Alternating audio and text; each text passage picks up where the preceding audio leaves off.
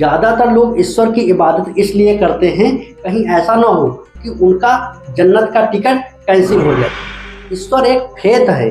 Faith का मतलब होता है क्या ईश्वर अपनी समस्याएं खुद हल नहीं कर सकता। सब तन से जुदा के नारे दिए उनकी जिम्मेदारी बन जाती है कि वह अपनी बनाई गई चीज यानी ईश्वर को सुरक्षा दे। अस्सलाम वालेकुम एंड नमस्कार, मैं मोहम्मद आरिफ। आज के वीडियो में हम इस बात पर चर्चा करेंगे कि ईश्वर ने इंसान को बनाया है या इंसान ने ईश्वर को बनाया।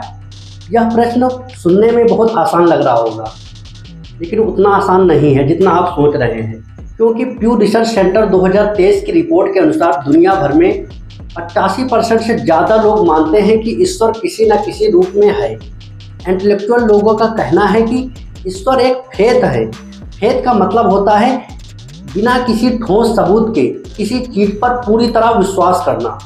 इसलिए ज़्यादातर लोग मानते हैं कि ईश्वर ने ही इंसान को बनाया है, लेकिन इंसान हरकतें ही ऐसी करता है कि जैसे उसने ही ईश्वर को बनाया है। उदाहरण के लिए, हम अपनी सारी समस्याएं खुदा पर छोड़ देते हैं। वह उन समस्याओं का हल करता है या नहीं करता है आप जानते हो, परंतु जब ईश्वर पर कोई समस्या आती है तो हम अपने ऊपर ले लेते हैं। ऐसा क्यों करते हैं? क्या ईश्वर अपनी समस्याएं खुद हल नहीं कर सकता? जैसे कि जब भारत पर आक्रमण हुए तो मंदिरों को तोड़ा गया। 1992 में जब बाबरी मस्जिद पर हमला हुआ, इससे दंगे फैले। इन दंगों में हजारों लोगों ने अपनी जान गंवा दी, सिर्फ खुदा को सुरक्षा देने के लिए। लेकिन खुदा सामने नहीं आया कि लोगों से कहे कि तुम रहने दो, जिन्होंने मेरे पर हमला किया है मैं उनको देख लूँगा। दूसरा एग्जाम्पल लेता हूँ। चार्ली हेब्डो मैगजीन ने पैगंबर मोहम्मद सल्लल्लाहु अलैहि वसल्लम पर एक कार्टून बनाया था। पूरी दुनिया के मुसलमानों ने उसकी निंदा की, मैंने भी की थी, परंतु लोग यहाँ तक आ गए कि सब तन से जुदा के नारे दिए, क्योंकि उन लोगों को खुदा की ताकत पर कम यकीन है, अपनी ताकत पर ज़्यादा भरोसा है। उनको लगता ही नहीं है कि ईश्वर उनसे बदला लेगा जिन्होंने ईश्वर पर हमला किया है, या फिर उनको इसकी सजा देगा। इसलिए वह खुद एक्शन लेना चाहते हैं। वह खुदा के लिए नहीं, अपनी आत्मा को संतुष्टि के लिए बदला लेते हैं। इसलिए इससे साबित होता है कि लोग मानते हैं कि ईश्वर ने इंसान को बनाया, लेकिन लोगों के हरकतों से ऐसा लगता है कि उन्होंने ईश्वर को बनाया। इसलिए उनकी जिम्मेदारी बन जाती है कि वह अपनी बनाई गई चीज यानी ईश्वर को सुरक्षा दें। ईश्वर ने इंसान को बनाया या नहीं बनाया, मैं इस पर कुछ भी नहीं कहूँगा, क्योंकि मुझे कुछ मालूम ही नहीं है। लेकिन जिन लोगों को मालूम है वो लोग कहते हैं कि दुनिया की सारी जीवित चीज़ें इन्वायरमेंटल कंडीशन के हिसाब से बनी हैं। उदाहरण के तौर पर जिस फर्श पर मैं वीडियो बना रहा हूँ वहाँ पर कोई पेड़ पौधा नहीं है, क्योंकि यहाँ पर पेड़ के उगने के लिए इन्वायरमेंटल कंडीशन ही नहीं। जबकि मेरे घर के पीछे बहुत सारे पेड़ लगे हुए हैं, क्योंकि वहाँ इन्वायरमेंटल कंडीशंस हैं।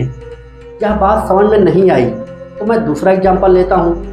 आपके 4 दिन पुराने भोजन में कीड़े पड़ जाते हैं। कीड़ों में जान होती है और ज़्यादातर लोगों का मानना है जान केवल खुदा ही डाल सकता है।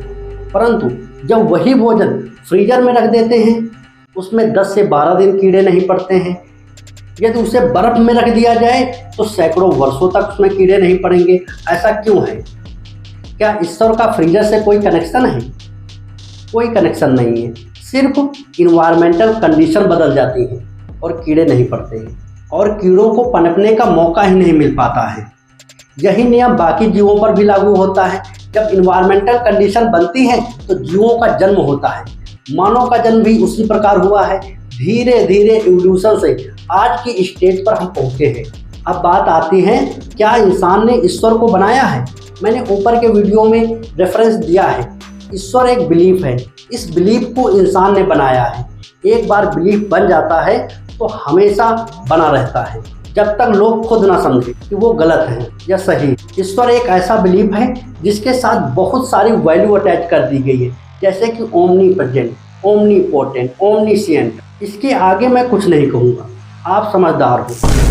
ज़्यादातर लोग ईश्वर की इबादत इसलिए करते हैं कहीं ऐसा ना हो कि उनका जन्नत का टिकट कैंसिल हो जाए। लेकिन जन्नत कहाँ है? धरती के नीचे है या आसमान के ऊपर है, या कोई नहीं जानता।